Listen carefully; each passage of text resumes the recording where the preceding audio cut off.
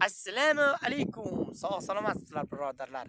Hozirda meni ko'rib kelayotgan barcha onajonlarimiz, xotin-qizlar, opa-singillarimiz, umumiy xalq xotin-qizlar kuni bayramingiz bilan barchangizni chin yurakdan tabriklayman. Sog' salomat bo'linglar, baxtimizga doimo guldek ochilib sochilib yuringlar. Mana bugun ham do'stlar, soda hamrohim lapatgan bilan goh-gohda birgamiz. Mana shu bizning hovlimiz. Xudo xolasa shu yerlarni polnina borib to'ldirib daraxt ekish niyatim bor, nasib etsa. Bitta yaxshi vosita topib oldim do'stlar. Mana ham o'ziga yarasha kitoblarim bor, lekin qaysi kitobdan o'qiganim nomi aniq esimga yo'q, lekin aniq o'qiganim esimga bor. Qarang. Mana buni bizda do'stlar ko'm deyshadi. Bida mana ot, qo'y mollarga beradigan bida bor-ku, shuni ildizi. Ana shuni 15-20 grammini tozalab, yuvib, maydalab 1,5 yoki 2 litrgacha qaynab turgan suvga solib yuborasizda.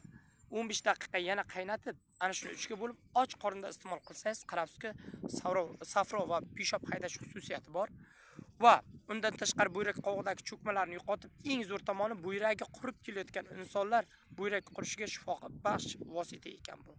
Tushunyapsizlarmi? Allohning bizga bergan ne'mati. Foydalanib ko'ring, yo'qotadigan narsangiz yo'q. Xullas sog' salomat bo'ling, Allohga omonatsiz. Asosiysi do'stlar, o'zingizni asrang.